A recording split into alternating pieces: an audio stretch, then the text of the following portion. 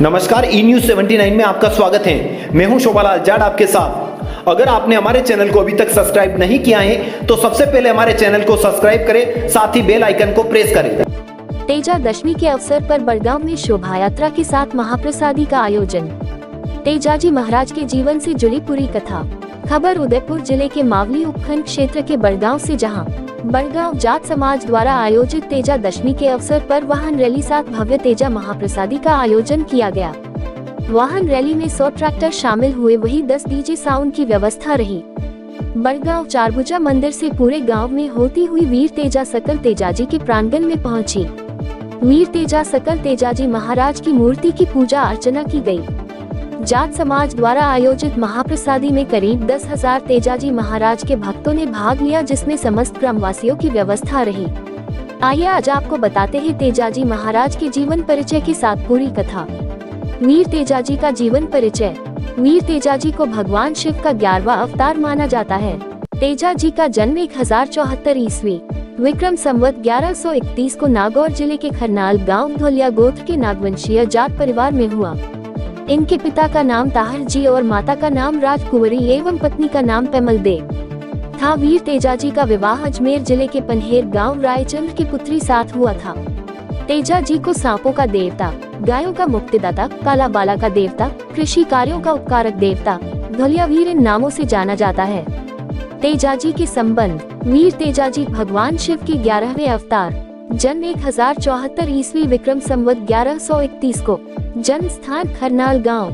पिता का नाम ताहर देव जाट, माता का नाम राम कंवरी, बहन प्राजल, जीवन साथी पेमल, सवारी नीलन घोड़ी, अस्त्र भाला। तेजाजी महाराज के जीवन से जुड़ी कथा।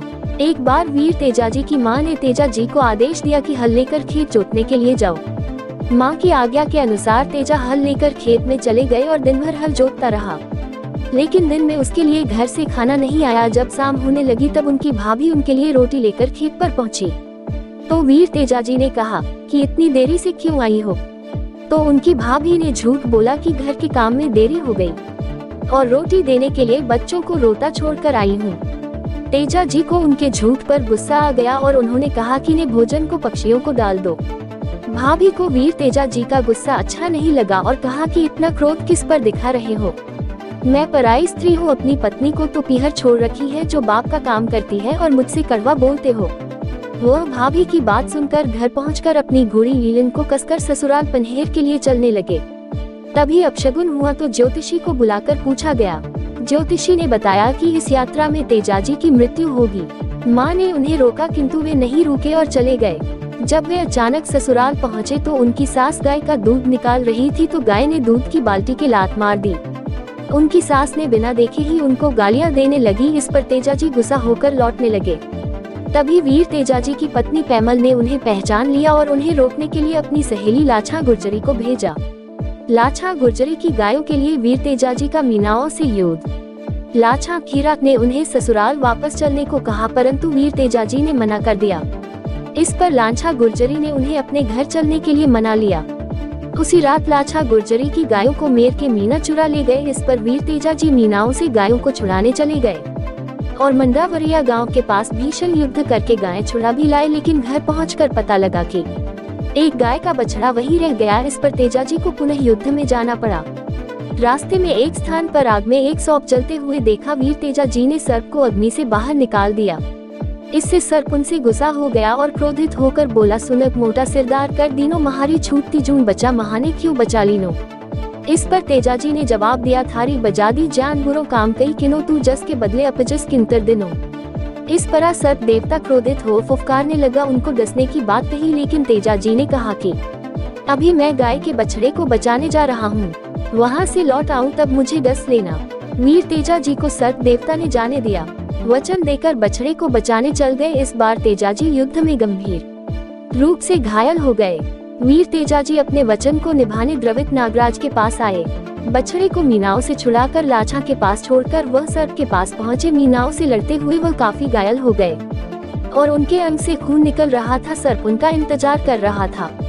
मीनाओं से लड़ते हुए तेजाजी का शरीर क्षत विचित। वीर तेजाजी के संपूर्ण शरीर पर घाव देखकर उसने डसने से मना कर दिया, लेकिन वीर तेजाजी वचन के पक्के थे। उन्होंने कहा कि आपके लिए शरीर का एक सुरक्षित अंग वादे के मुताबिक लाया हूँ। वहाँ डसने कहकर अपनी जीभ बाहर निकाल दी।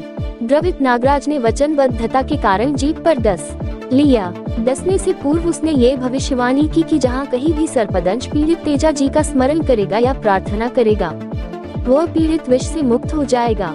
इसलिए वीर तेजाजी नागों के देवता के रूप में पूज्य व प्रसिद्ध हो गए। इनकी मृत्यु के पश्चात उनकी पत्नी पैमल दे सती हुई थी। तेजाजी की मृत्यु का समाचार उनकी घोड़ी लीहन द्वारा उनके घर पहुंचाया गया था। तेजाजी खरनाल मंदिर। वीर तेजाजी खानल टेम्पल।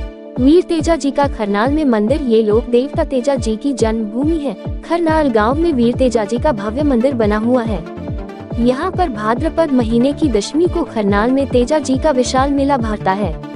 यहाँ पर अनेक श्रद्धालु लोक देवता वीर तेजाजी के दर्शन करने के लिए गाजे बाजे के साथ आते हैं। अधिकतर जाट जाति के लोग आते हैं। नागौर अजमेर में तेजाजी को इष्ट देवता के रूप में पूजा जाता है। 10वीं की रात को यहाँ पर विशाल तेजा गायन होता है, जिसमें मुख्य अतिथि हनुमान बेनीवाल और अन्य मंत्री वीर तेजाजी के दर्शन करने के लिए आते हैं। इस दिन घोड़ों की दौड़ की प्रतियोगिता रखी जाती है।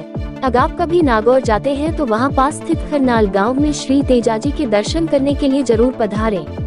खरनाल गांव से 1-2 किलोमीटर दूर तेजाजी के बहन बुंगल बाई का मंदिर है। तेजाजी महाराज के बारे में ये भी जाने।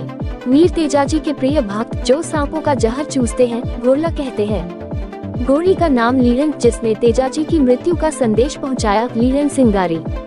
पूजा स्थल जो खुले चबूतरे पर स्थित गाय होता है, कुत्थान। इनका प्रतीक चिन्ह तलवारधारी अश्वारोही योद्धा जिसकी जीभ को सांप डस रहा है।